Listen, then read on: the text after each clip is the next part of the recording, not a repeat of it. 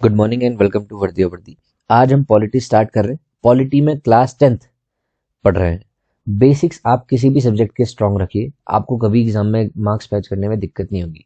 वरना आप कितना भी स्टैंडर्ड बुक्स पढ़ लेंगे, अगर आपके बेसिक्स क्लियर नहीं है तो एग्जाम में बेसिक क्वेश्चन आएंगे, आप वहाँ ध्वस्त हो जाएंगे। सबसे पहले समझते हैं डेमोक्रेसी का मतलब। आप सबको पता है डेमोक्रेसी क्या है? लोकतंत्र, यानी कि हम ही जिसको चाहेंगे उसको अपना गवर्नमेंट बना फॉर्म करने का मौका देंगे। अभी मान लीजिए जो पीएम है, मान लीजिए मोदी जी अभी पीएम है, तो हम ही ने तो चाहे उनको बनना।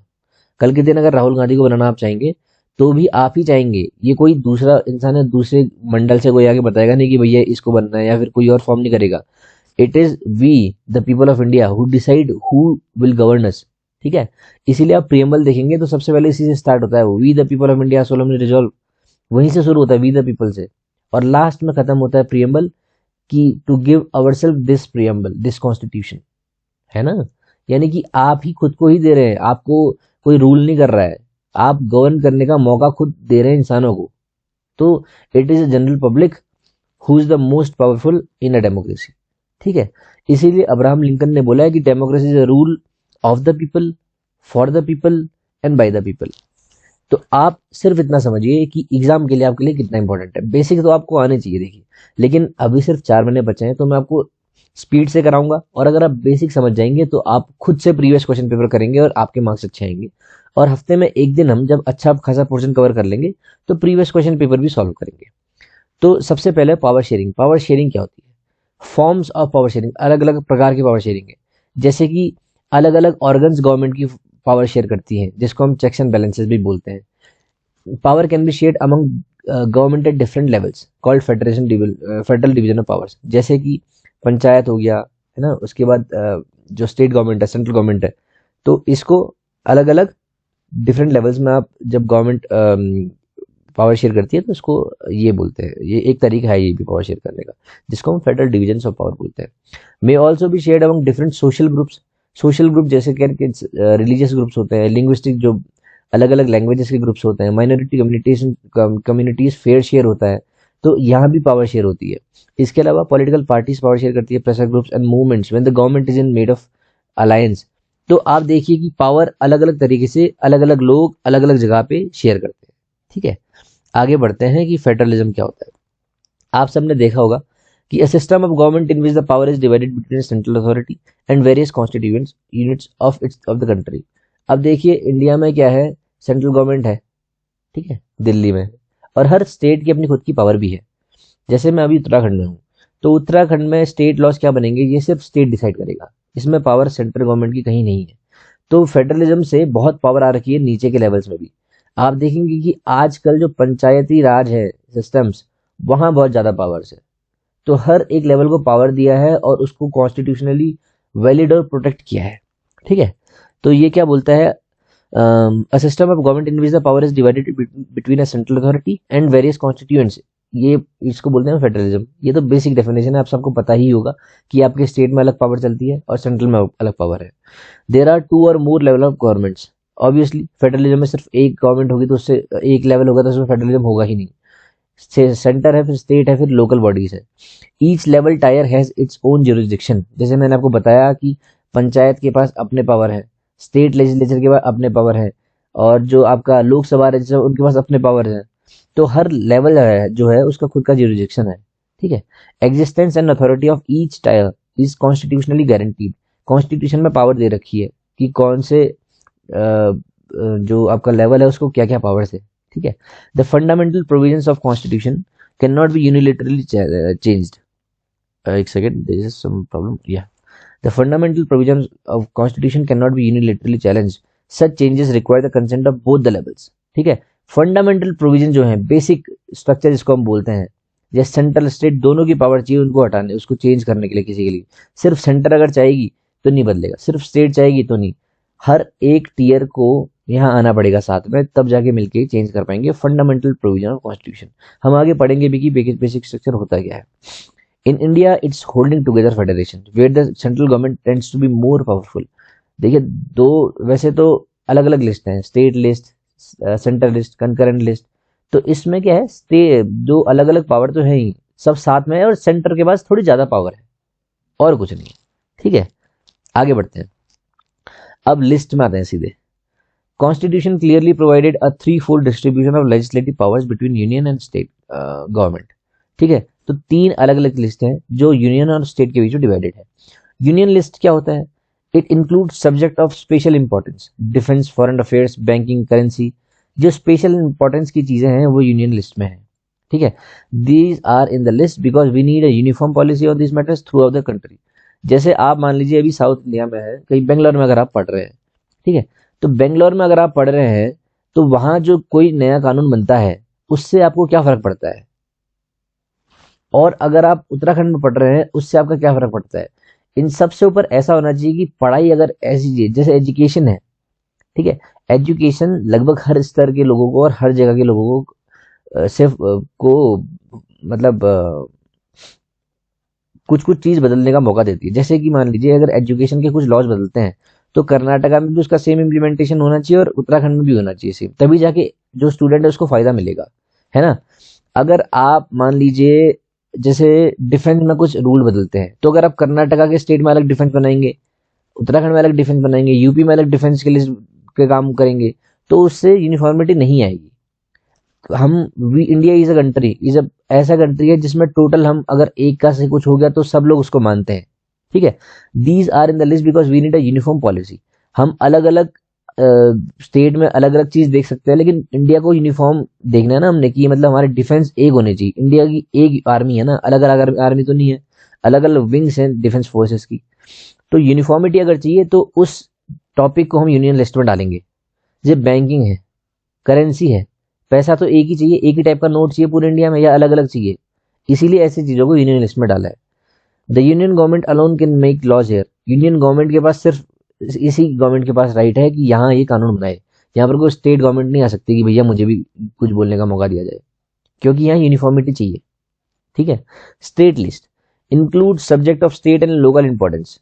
लोकल इंपॉर्टेंस और स्टेट की जो इंपॉर्टेंस है उसको लेकर ये लॉज बनाएगी कौन? State list. स्टेट लिस्ट में कौन? State government.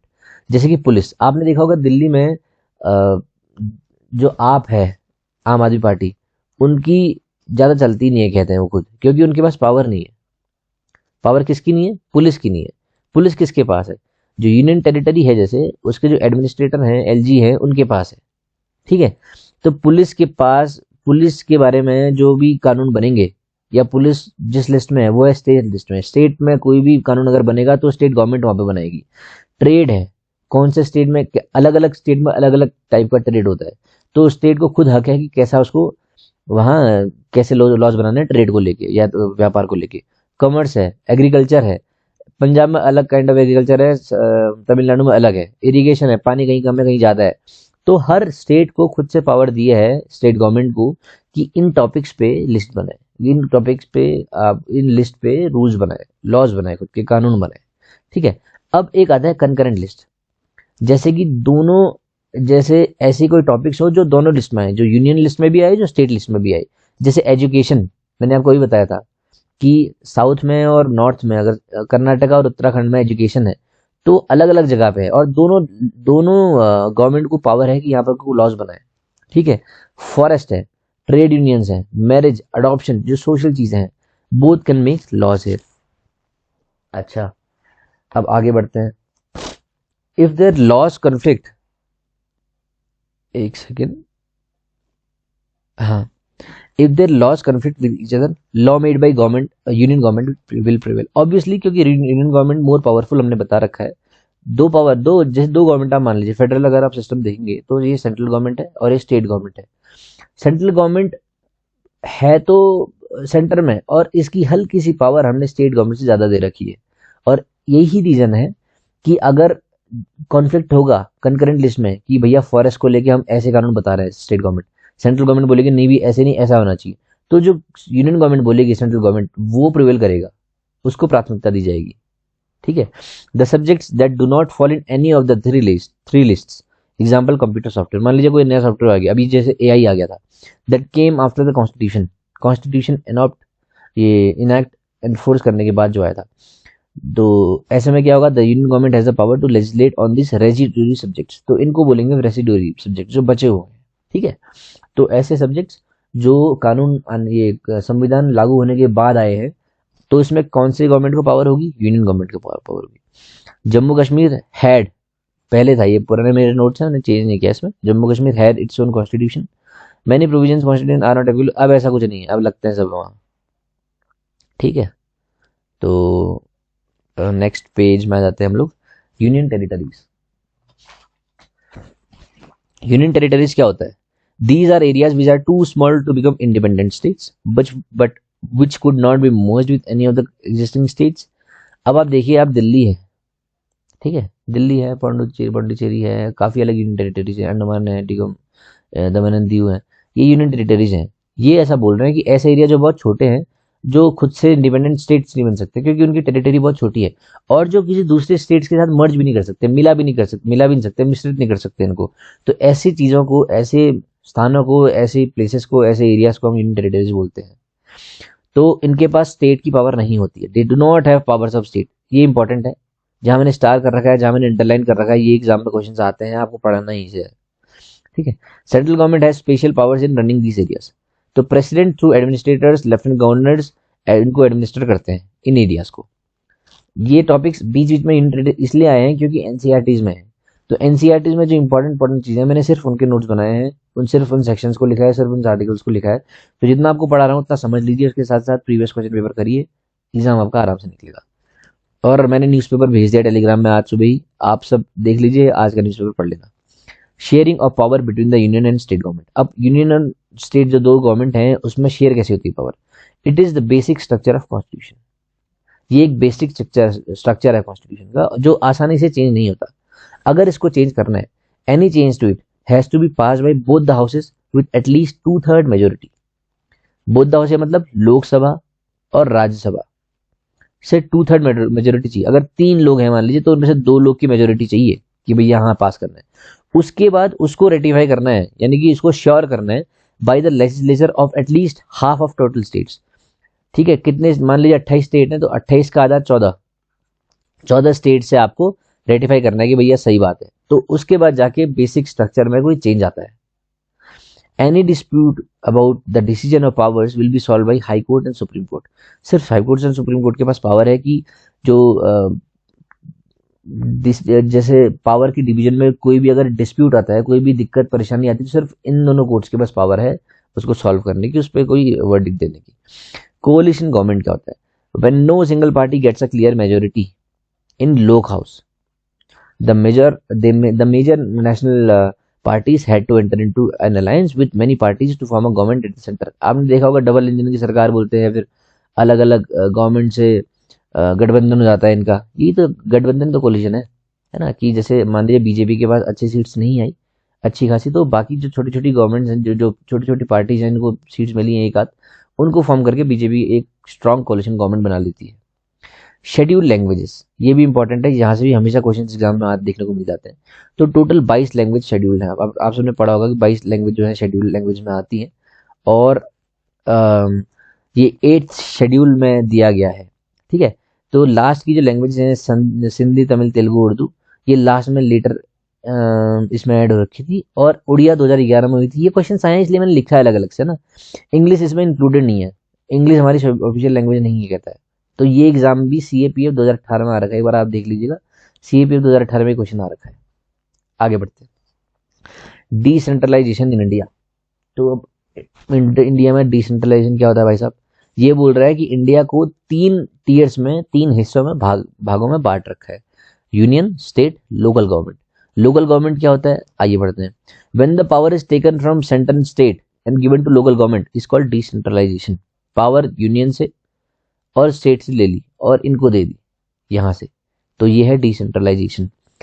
1992 में the constitution was amended and the third tier of democracy was made more powerful. Constitution amend कैसे होता है?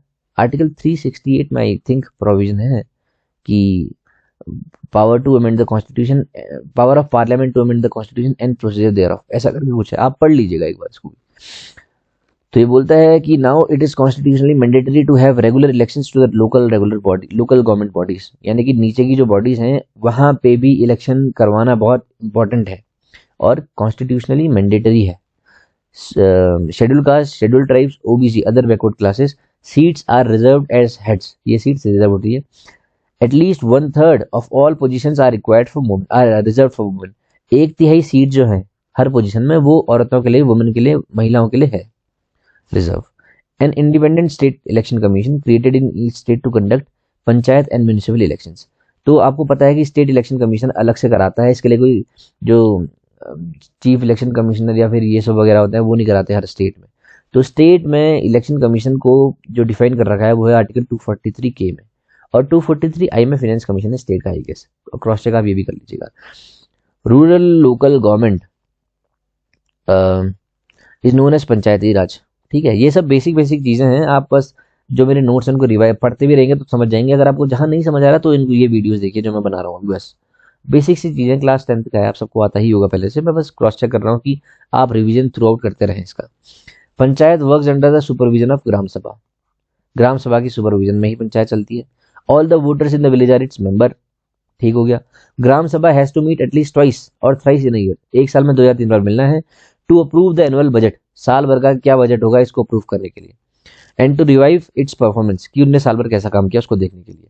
अ few gram panchayat are group together to form Panchayat Samiti, अगर कुछ ग्राम पंचायतों को मिला दे तो पंचायत समिति बन जाते हैं, या ब्लॉक या मंडल बन जाते हैं। ऑल पंचायत समिति इन डिस्ट्रिक्ट टुगेदर कॉन्स्टिट्यूट जिला परिषद, सारी पंचायत समिति को मिला के बनते हैं जिला परिषद, एक जिले का।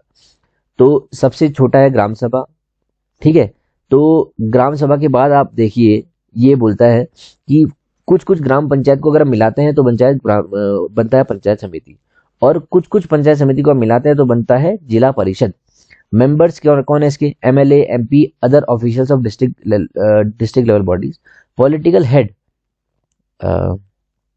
एक सेकेंड, पॉलिटिकल हेड ऑफ जिला परिषद इज द चेयरपर्सन ऑफ जिला परिषद। जो जिला परिषद का पॉलिटिकल हेड होगा वही चेयरपर्सन इसका होगा। और सिटीज में क्या होता है, अर्बन एरियाज में municipal chairperson is the head of municipality, जिसको मेयर भी बोलते हैं। ठीक है, आपने गाड़ी वगैरह देखी होगी, उसके आगे बोर्ड लगा रहता है मेयर, ये वो, तो वो ये होता है। अब जेंडर, रिलीजन और कास्ट, सेक्युलर स्टेट, हमारा कोई ऑफिशियल रिलीजन नहीं, आप हिंदू नहीं, मुस्लिम नहीं, जो भी आप तैयारी कर रहे हो ना यार, अपने आप को आप इन सबसे ऊपर देखो। आप देखोगे रील्स, मीम्स और यूट्यूब न्यूज़ वगैरह में बहुत बहुत बहुत आप लोग को देखने को मिलेगा लड़ाई झगड़ा, ये हिंसा या फिर डिस्क्रिमिनेशन। इन सबसे ऊपर उठो यार, आप सबको ही भारत को नया भारत बनाना है। तो अगर आप तैयारी कर रहे हैं तो हम ना हिंदू हैं, अगर आप ऑफिसर है ना तो हम ना हिंदू है, ना सिख है, ना मुस्लिम है, ना ठाकुर है, ना ब्राह्मण है, ना शूद्र है, ना वैश्य हैं, आप कुछ नहीं है, आप हो बस इंडियन। इसको अपना प्राइम सबसे ऊपर रखिए, और ये बन के पढ़ाई भी करनी, ये बन के आपको ऑफिसर बनना है। कल के दिन आपका जवान मान लीजिए कोई एससी कैटेगरी का है, तो आप उसको तो ढंग से ट्रीट नहीं करोगे। अगर आप अभी लोग बाकी लोगों को ट्रीट नहीं कर रहे हो, तो आप जैसा बनना चाहते हो वैसा अभी से बनो। इसीलिए स्टेट का कोई ऑफिशियल रिलीजन नहीं है, ठीक है। The constitution provides to all individuals and communities freedom to profess, practice and propagate any religion और नॉट टू फॉलो एनी। संविधान आपको ये प्रदान करता है कि आप जिस भी रिलीजन, जिस भी धर्म को चाहें उसको प्रोफेस करें, उसको प्रैक्टिस करें और उसको प्रोपोगेट करें, उसका प्रचार करें। या अगर आप नहीं चाहते तो किसी को भी फॉलो मत करिए, आपको कॉन्स्टिट्यूशन फॉलो ये करता है। लेकिन बहुत जगह क्या है, बहुत अलग अलग कंट्री में, जैसे पाकिस्तान का क्या, उनका इस्लाम जो है ये है ऑफिशियल रिलीजन है। तो अगर आप इस्लाम नहीं फॉलो करते हैं तो दैट इज, वो मेरे ख्याल से एक ऑफेंस होना चाहिए वहाँ पे। लेकिन यहाँ क्योंकि हमारा कोई ऑफिशियल रिलीजन नहीं है तो हमें ये छूट दे रखी है कॉन्स्टिट्यूशन ने कि हमारी खुद की समझ है, अगर हम कोई रिलीजन नहीं फॉलो करना चाहते तो हमें कोई बात ही नहीं कर सकता इस चीज़ के लिए। Constitution allows the state to intervene in the matter of religion in order to ensure equality. Equality, अगर कहीं अनइक्वालिटी हो रही है, कहीं पर कोई असमानता है, तो उसको समान करने के लिए कॉन्स्टिट्यूशन वहाँ पर को एंटर इनटू करता है। जैसे अनटचेबिलिटी है, छुआछूत है, कोई लो कैटेगरी के लो कास्ट के लोग हैं तो उनको अगर अनटचेबिलिटी की प्रॉब्लम हो रही है तो उसको हटाने के लिए स्टेट आ सकता है, लॉज ला सकते हैं, एग्जीक्यूटिव पावर आ सकती है, ठीक है। प्रेशर ग्रुप्स ऑफ मूवमेंट्स, अब देखिए बेसिक बेसिक चीजें हैं, इसको मैं ऊपर ऊपर बताऊंगा और आप खुद पढ़ सकते हैं क्योंकि 10th क्लास की बुक है और डेफिनेशन पहले से दे रखी है इसमें। Organs that attempt to influence government policies, these are formed when people with common occupation interest come together to achieve common objective. Common objective के लिए आते हैं, सब जिनके common interest है वो साथ में आते हैं और ये फॉर्म करते हैं। People's movement क्या होता है? Their decision making is more informal, flexible, they depend much more on spontaneous mass participation than interest group. आप देख रहे होंगे जो यहाँ पर को पीसफुल प्रोटेस्ट वगैरह करते हैं, पीपल्स मूवमेंट ही और कुछ नहीं है, ठीक है। और इसके बाद आता है आपका, एक second, sectional interest group. They seek to promote the interest of particular section और group of society. Trade union हो गया, एसोसिएशन, उनके खुद के जो ग्रुप होते हैं वो सेक्शनल इंटरेस्ट ग्रुप्स है बस।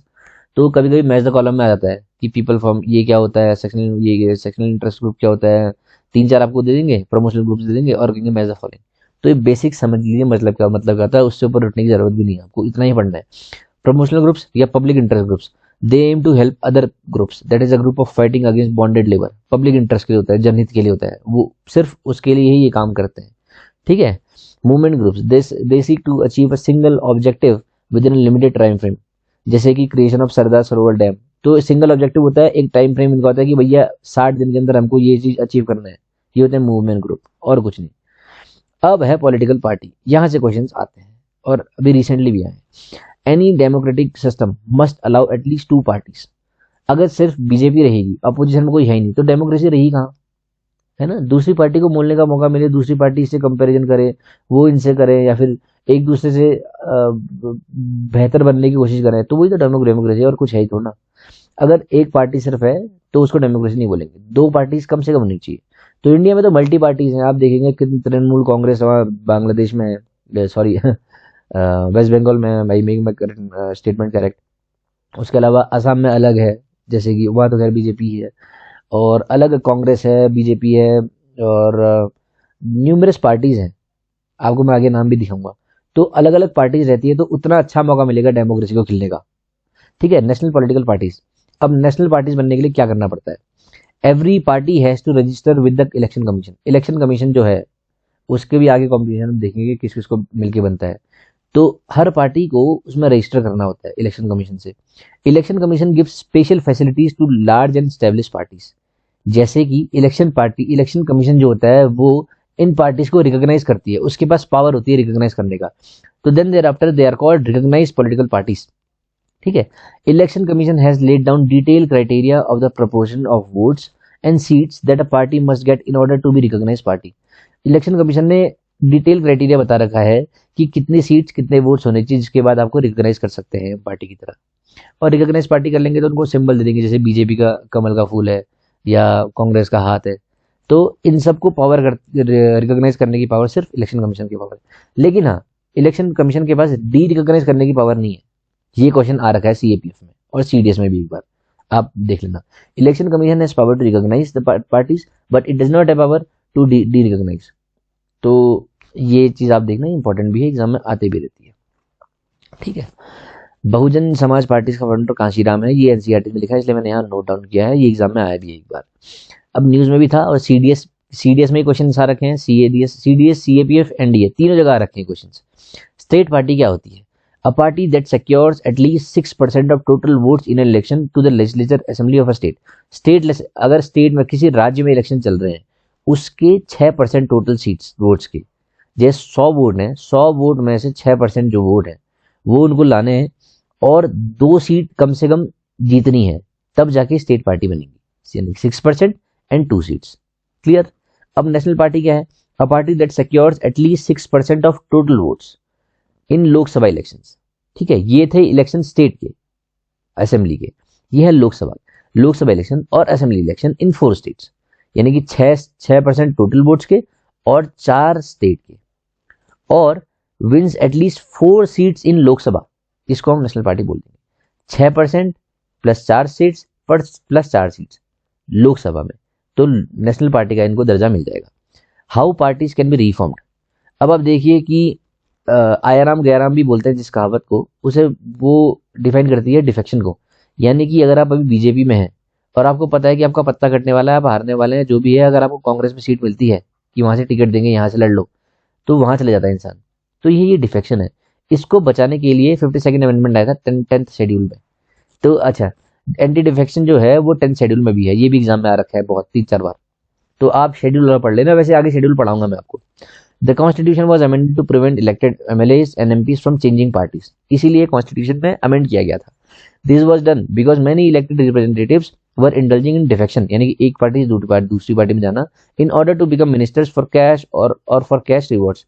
तो जो भी हो, इनका इंटरेस्ट किसी भी इंटरेस्ट के लिए एक पार्टी से दूसरी पार्टी में जाना डिफेक्शन है। नाउ इफ एनी एमएलए और एमपी चेंजेस पार्टीज, ही और she will lose a seat. It is mandatory for every candidate who contests election to file an affidavit giving details of his property and criminal cases pending against him.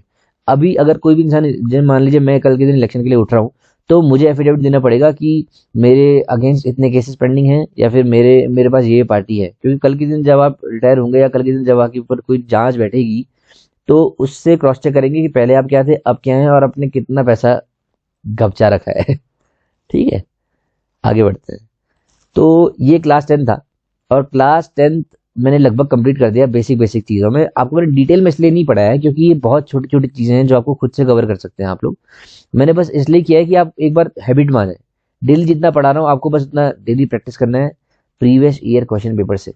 अब आप देखना, दिशा की जो book आती है, दिशा 10,000 MCQ, उस book में से आपको क्लास 10 के क्वेश्चन बन रहे हैं कि नहीं बन रहे। नहीं बन रहे तो दोबारा से वीडियो देखना, और क्वेश्चन बिल्कुल बनेंगे। कल हम क्लास 11 स्टार्ट करेंगे, और आई होप कि मैं रेगुलर वीडियोस बनाऊं और आप लोग की हेल्प ऐसे करते रहूं। और आपको कुछ नहीं करना, ये नोट्स पढ़ने हैं और प्रैक्टिस करना है क्वेश्चन पेपर। मैंने कुछ नहीं करा पिछले 3 से 4 महीने, जब मेरे इलेक्शन एग्जाम थे, एग्जाम के 4 महीने 3 महीने पहले मैं क्या करता था, नोट्स पढ़ता था और क्वेश्चन प्रैक्टिस करता था, बस। आपको कुछ नहीं करना इसके अलावा। आई होप आपको इस वीडियो से कुछ हेल्प मिली होगी। All the very best. जय हिंद।